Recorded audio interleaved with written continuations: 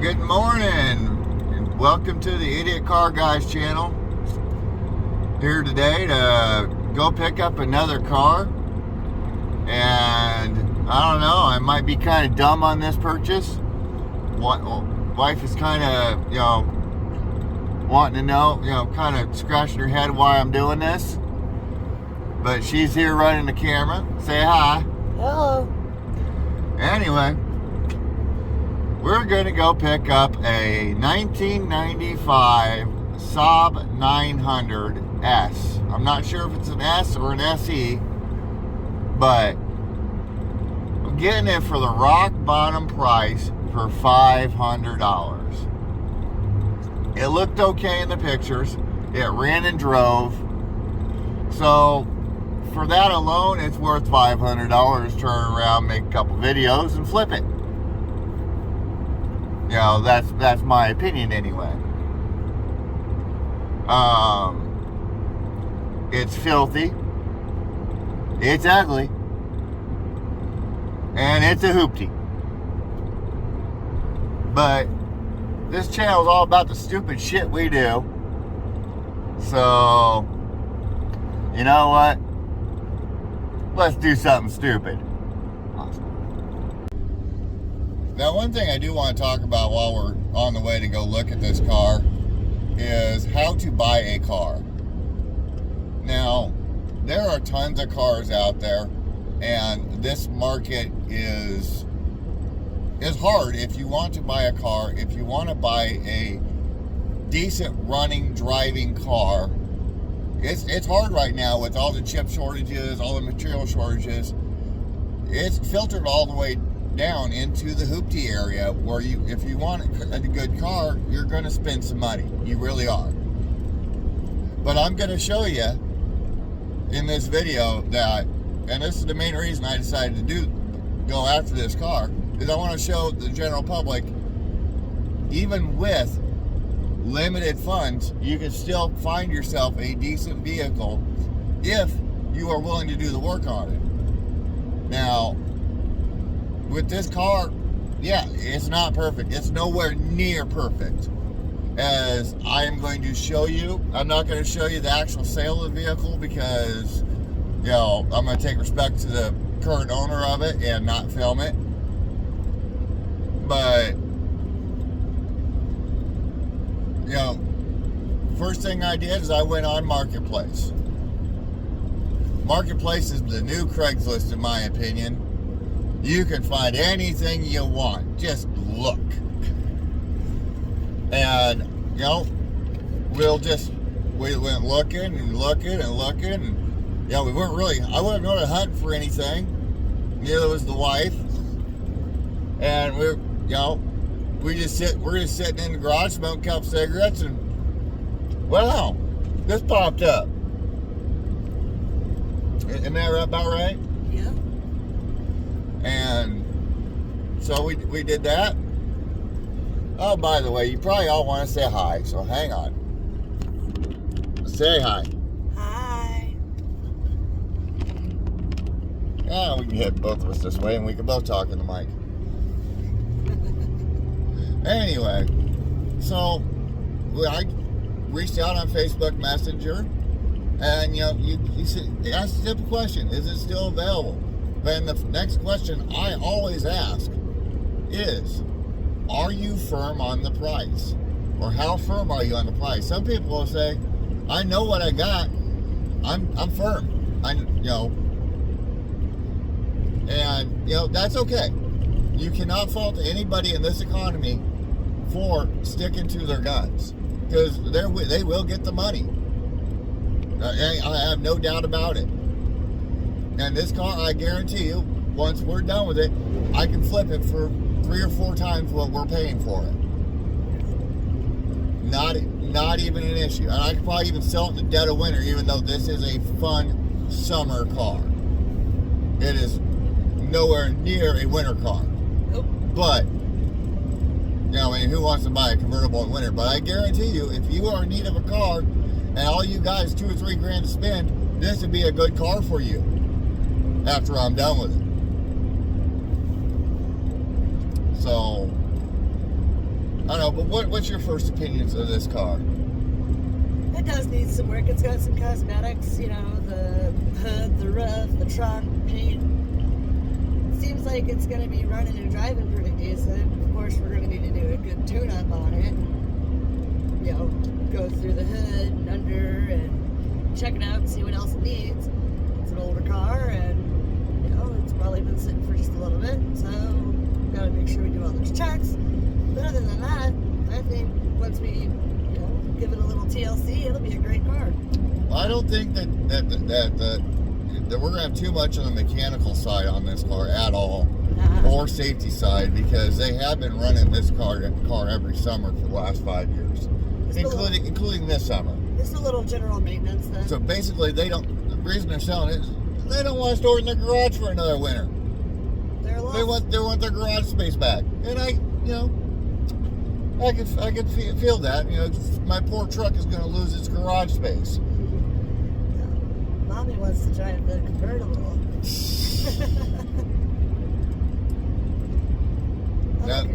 Another hour. Oh yeah.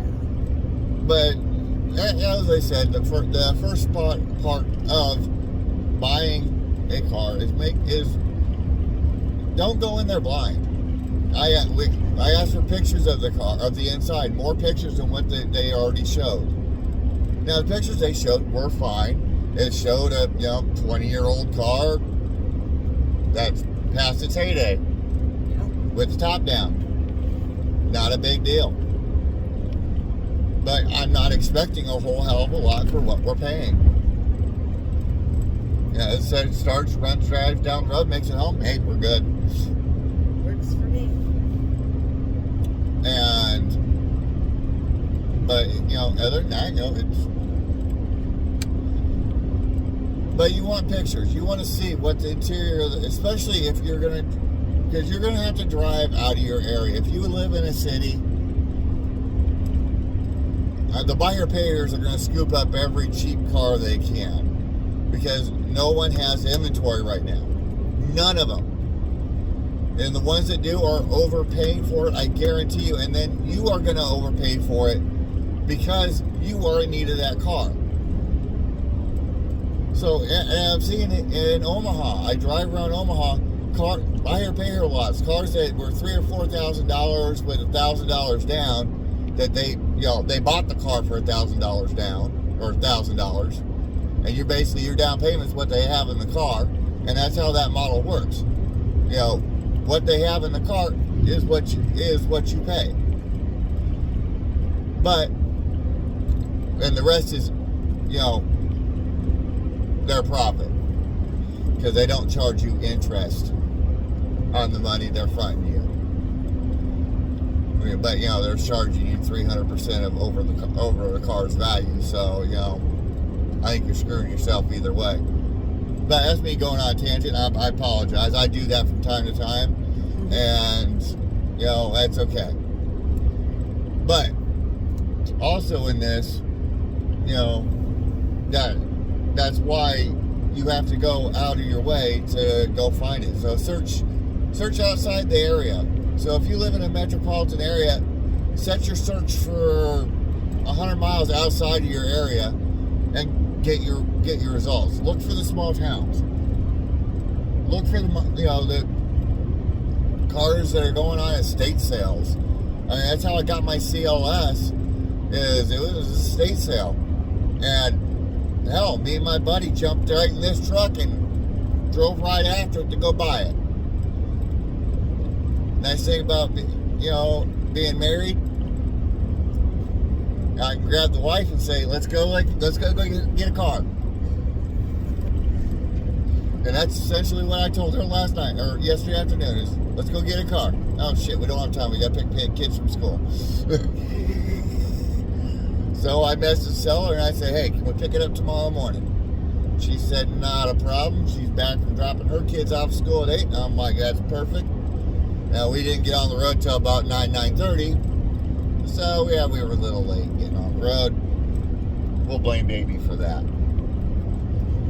And so we're on our way. I've already set the price. We set the payment method. Another thing I highly recommend in this day and age is if the seller, wants cash, offer another way. Do PayPal, do Venmo, do Cash App. Do it on the spot. Don't give them money up front. Never do that. But do a digital wallet, because if you're carrying large sums of cash, there are other disadvantages that could happen to you while in transit. And I've seen stories of this all the time. Someone getting pulled over on the way to buy a car. They got the money in their pocket, but the police seized the money for thinking illegal activity, and they use that money to fund, their budgets, because everybody's on a budget so far.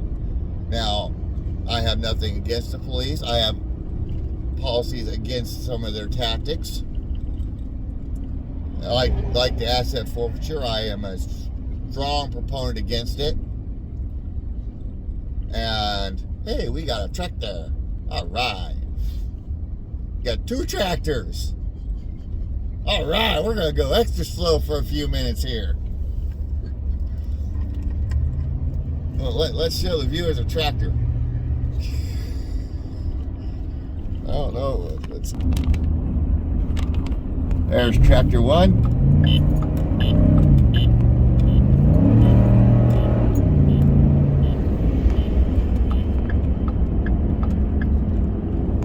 Oh, we got tractor 2 and tractor 3 here.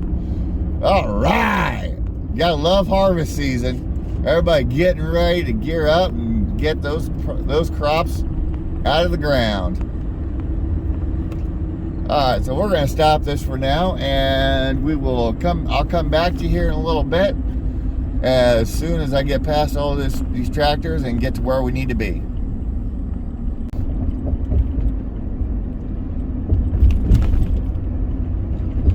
Running through the town of Pocahontas right now on our way to Milford, Iowa to pick up this car.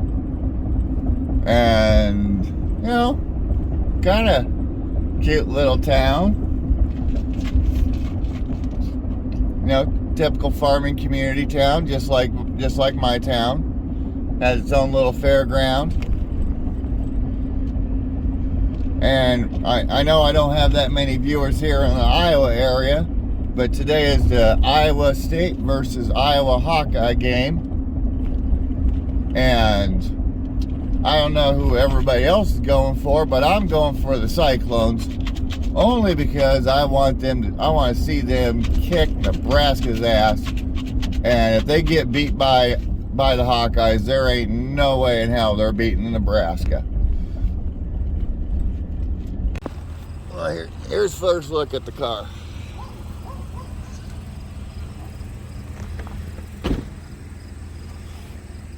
Don't look too bad.